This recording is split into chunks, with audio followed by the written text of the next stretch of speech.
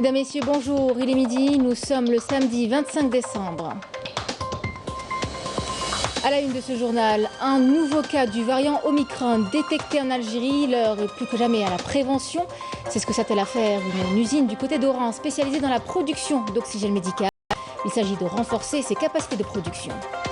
Une économie circulaire qui permet l'exportation de produits algériens. C'est ce dont nous vous parlons à Betna, où de la céramique de qualité est exportée en Amérique latine. Nous vous évoquerons également l'apport bénéfique des bâtiments administratifs au niveau du poste frontalier de Debdeb-Redmess.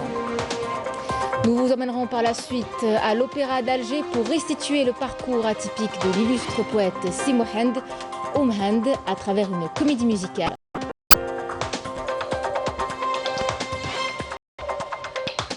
Bienvenue à tous et on entame ce journal avec la situation épidémiologique liée au Covid-19, une situation inquiétante. À plus d'un titre, un nouveau cas du variant Omicron a été détecté en Algérie.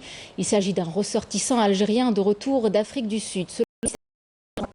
Omicron est un variant qui se propage rapidement et l'Algérie n'est pas à l'abri. D'autres cas risquent d'être enregistrés, ce qui nous amène à évoquer le bilan des contaminations qui est la barre des 400 cas. Il fait état de 375 nouvelles contaminations. Le nombre des décès également en hausse. 9 ont été malheureusement déplorés et 193 cas rétablis de la maladie. Les professionnels justement de la santé appellent à plus de vigilance et au respect des gestes barrières. Autre rempart face à la propagation du virus, la vaccination. Les récalcitrants sont appelés à se faire vacciner. Wahida Dendani et Malika Bellal. Les nouvelles contaminations au Covid-19 s'accélèrent à travers le monde, notamment en Algérie. Selon les spécialistes de la santé, le variant Omicron est plus contagieux que les variants qui ont été détectés précédemment, surtout chez les personnes qui n'ont pas été vaccinées. Le variant Omicron est 5 fois plus résistant au vaccin que le précédent. Il échappe au vaccin et aux anticorps, mais ce qui est important et ce qu'il faut savoir, c'est qu'avec une troisième dose de vaccin, le niveau de protection est plus élevé. هذا المهم جدا المستوى تاع الحمايه راح يكون اكثر. L'Algérie enregistre chaque jour plusieurs cas de contamination au Covid-19 et à l'instar des autres pays du monde, elle n'est pas à l'abri des nouveaux variants. هذا شيء مهم جدا لازم يعرف المواطن انه ما كان فيه اي بلد. Aucun pays pour le moment n'a réussi à échapper aux variants, même avec la fermeture des frontières. C'est à nous de prendre les mesures nécessaires pour nous prévenir et nous protéger de ces variants, surtout que nous constatons ces derniers jours un relâchement de la part de la population. À ce rythme, le variant Omicron risque de se propager à une vitesse qui dépasse celle du variant Delta en quelques semaines seulement. Il faut se faire vacciner. La vaccination reste la meilleure solution pour le moment afin de diminuer la propagation de ce virus.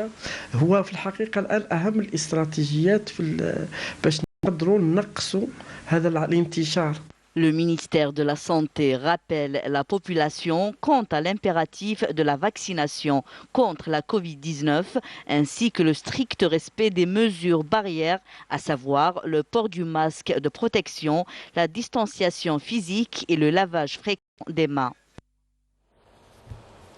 Entrée en exploitation il y a près de 4 mois, en pleine troisième vague de Covid-19, l'usine Ryanox de Betawa d'Oran, spécialisée dans la production d'oxygène médical, renforce ses capacités de production de 100 000 litres par jour et de stockage d'1 million de litres d'oxygène liquide par jour également, dans le but de répondre aux besoins des hôpitaux.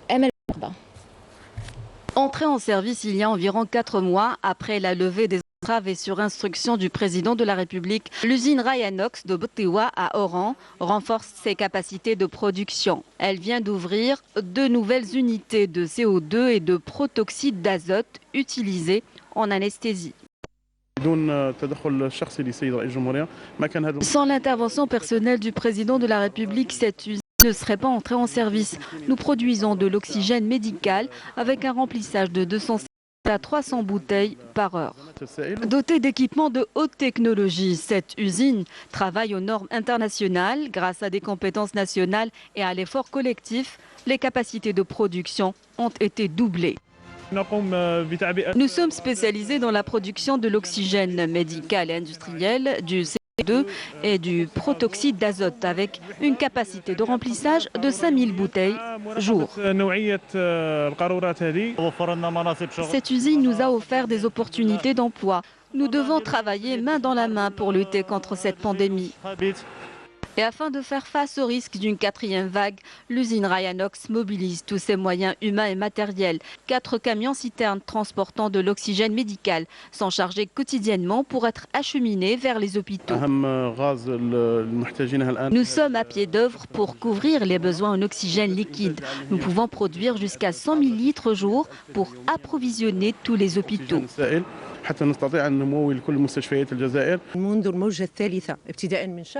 Depuis son entrée en exploitation en pleine 3e vague au mois de juillet dernier et à ce jour, cette usine est mobilisée pour assurer un approvisionnement régulier et gratuit.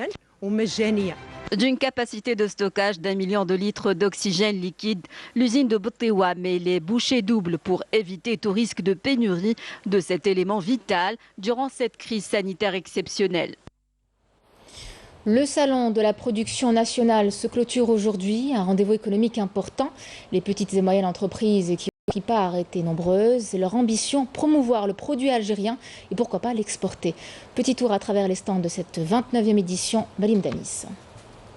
La foire de la production nationale, plusieurs des PME algériennes sont exposées.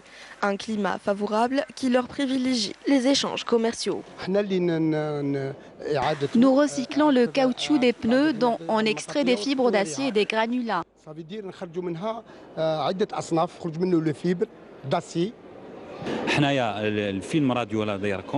À partir des films radio, nous pouvons extraire les nitrates d'argent et nous les transformons en bijoux. Le produit national est devenu aujourd'hui compétitif et ce, grâce au respect des normes internationales en vigueur. Notre produit a été favorablement accueilli par le consommateur. Il s'agit du papier hygiénique, essuie-tout et des serviettes de table.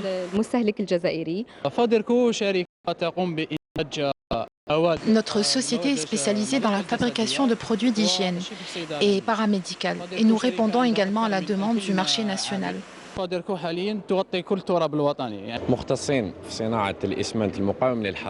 Nous sommes spécialisés dans la fabrication du ciment résistant à la chaleur. Notre capacité de production est estimée à 10 000 tonnes par an. Nous exportons même à l'étranger. Un espace qui offre de belles opportunités pour les professionnels et opérateurs économiques algériens de tous les secteurs d'activité pour présenter leurs produits, leur savoir-faire et leur innovation. Une économie circulaire qui permet l'exportation de produits algériens à Betna. Plusieurs cargaisons de céramique sont chargées à destination de l'Amérique latine. Une céramique de qualité. 500 employés veillent sur une production de 30 000 m² par jour. Younes Lakhaldib et Emel Silidir. C'est une cargaison de céramique made in Algeria qui prend la direction de l'Amérique du Sud. Après avoir pénétré le marché africain et européen, ce produit batnéen investit d'autres marchés internationaux, grâce notamment à sa qualité.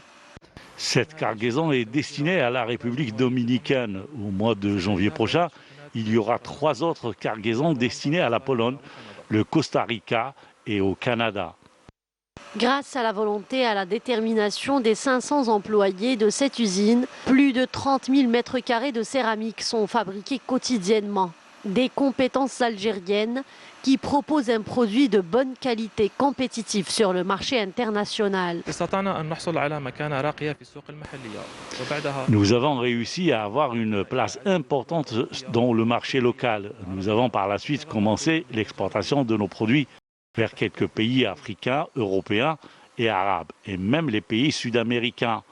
Notre usine dispose de matériel de dernière technologie géré par des compétences algériennes, ce qui a permis aux produits algériens d'avoir une place de choix sur le marché international.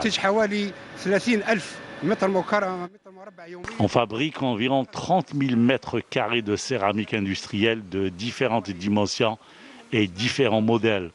Aujourd'hui, cette production est gérée par des jeunes fraîchement diplômés. Diversifier l'économie nationale, mettre en place des bases pour attirer les capitaux et créer de la richesse, ce sont là les priorités économiques de l'Algérie pour sortir de la dépendance aux hydrocarbures.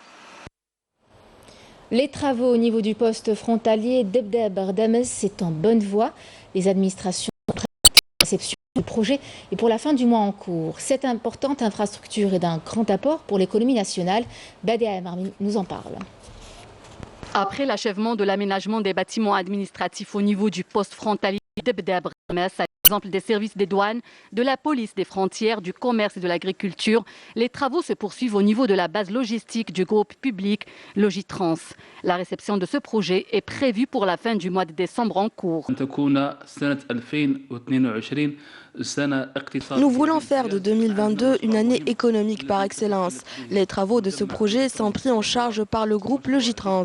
Les opérateurs économiques seront accompagnés notamment avec les services douaniers, les administrations et les banques qui ouvriront leurs portes au niveau de ce site.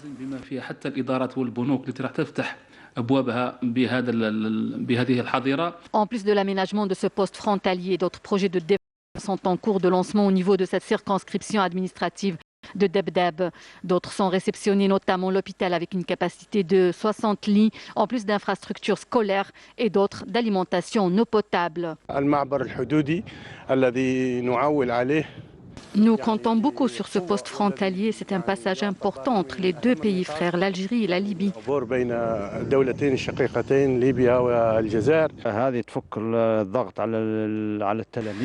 Ce nouveau CE1 permettra de réduire la pression sur les classes. Alhamdoulilah, nous avons un nouveau hôpital, un centre de santé, un poste frontalier. Avant, les gens partaient jusqu'à Damas pour se faire soigner. Un projet d'une importante zone d'activité est inscrit. Le poste frontalier de Debdeb Damas est un grand acquis pour l'économie nationale. Il permettra plus d'échanges économiques dans la région.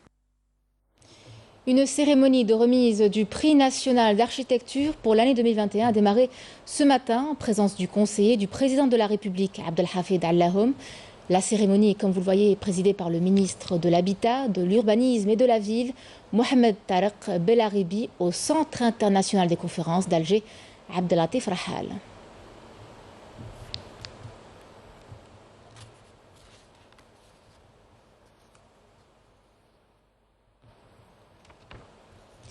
À l'étranger, les nouvelles attaques des unités de l'armée populaire de libération sahraoui contre des positions des forces de l'occupant marocain le long du mur de la honte. Les attaques ont ciblé les retranchements des forces de l'occupant dans la région d'Atouajil, dans le secteur d'Oumadrika. L'armée sahraoui poursuit ses offensives contre les forces d'occupation marocaines qui subissent de considérables pertes humaines et matérielles. Et on revient chez nous en Algérie pour vous parler d'art, qui joue un rôle essentiel, important dans le développement infantile, mais aussi dans l'apprentissage de la lecture, de l'écriture et même des mathématiques. À Souidania, par exemple, l'école La Clé des Arts propose différentes activités artistiques, un sujet qui vous est signé Lamia Boudbouda. L'école La Clé des Arts offre une palette infinie d'expressions artistiques. Le cours de piano classique est tenu par Erina, qui veille au grain sur la rigueur pour une parfaite maîtrise. Je donne les cours de piano pour les enfants, c'est-à-dire piano classique, pour apprendre à jouer les œuvres de Beethoven, de Mozart et tout ça. Et pour être un grand pianiste, d'abord, bien sûr, il faut la discipline, la rigueur. Et en plus, il faut aimer la musique, bien sûr. Katia a tout juste 1 an de pratique et semble très concentrée. Katia ? Oui. Bonjour. Bonjour. Est-ce que tu aimes le piano ? Ah oui, j'adore ça. C'est une de mes passions. Je trouve que le son est vraiment doux comparé à certains autres instruments. C'est vraiment un instrument que j'aime jouer. Un pinceau, des couleurs, mais surtout de l'imagination. L'atelier art plastique est sous la houlette d'un professeur diplômé de l'école des beaux-arts de Chine. كيف مع طلالي يعني فرحانه باسكو طلالي يحب يسقسيني بزاف حاجه كيما حاجه ما تشوفوش دا بصح هما يسقسيني لاوشي كيفاش هكذا كيفاش ميلونجي هذه كيف وعلاش هكذا وعلاش هكذا صافي طلالي نحبوهم كي ولادي. Passant de la théorie à la pratique, les élèves font leur premier pas de photographe et apprennent les bases. Une discipline qui s'installe au programme de l'école et cela semble plaire à Neil. c'est une très grande passion que je tiens de mon grand-père. Mon ambition est de devenir photographe professionnel pour pouvoir déposer mes œuvres dans des musées.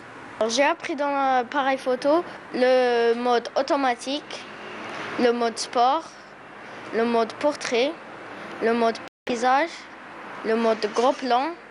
L'école est gérée d'une main d'artiste par Lamia Aïtamara qui réalise son rêve. L'apprentissage artistique, à chaque élève, d'avancer pas seulement dans sa vie artistique, il avance, donc il développe l'écoute, l'enfant devient justement attentif et tout. Ça veut dire que le côté artistique pour l'enfant, c'est quand même un équilibre dans sa vie. Une école ouverte sur le monde et la culture universelle. Et puis, si vous avez des enfants, c'est le moment d'éveiller leur côté artistique. La comédie musicale Si Mohand de Omhand a été présentée hier à l'Opéra d'Alger, restituant fidèlement le parcours atypique de l'illustre poète et philosophe, dont la verve continue de résonner plus d'un siècle après sa mort. Le spectacle est écrit et mis en scène par Lies Moukrab. Raouf Hamouchi était reportage.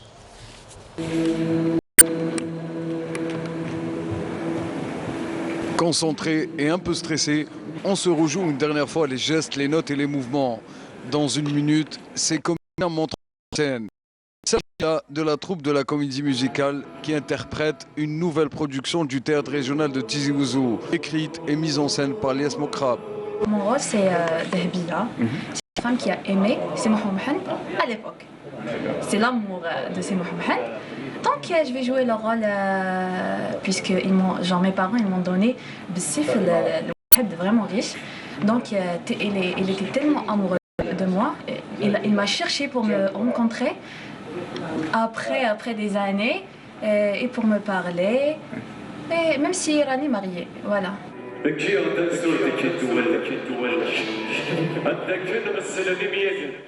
Levé du rideau, c'est parti pour 1h30 où de magnifiques tableaux défilent, résumant la vie du célèbre poète.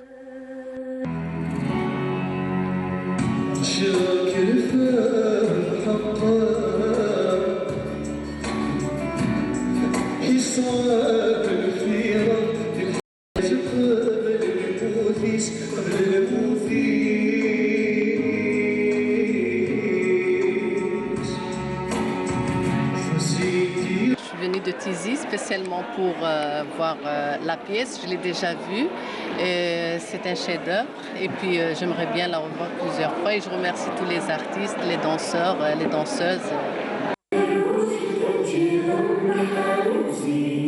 Un spectacle qui a même subjugué les professionnels.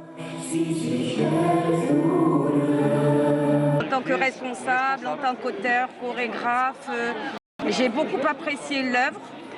Ils ont pris un nouveau modèle dans l'interprétation qui est contemporaine, mais qu'on reste toujours dans l'ancien. Et ils ont fait un travail de recherche excellent. Les voix, elles étaient sublimes. Les corps, l'interprétation aussi des danseurs. On peut dire que pour moi, je trouve qu'ils ont fait un travail extraordinaire. Si Mohand est né vers 1845 au village Echerouen à Tizi Rached et décédé le 28 décembre 1905 à Ain el-Hammam. Si vous ne connaissez pas le poète, cette pièce vous plonge dans son univers.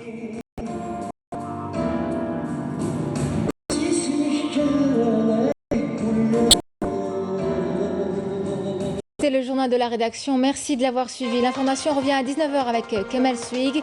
Tout de suite, ce sont les nouvelles du ciel. Excellente journée à tous sur Canal Algérie.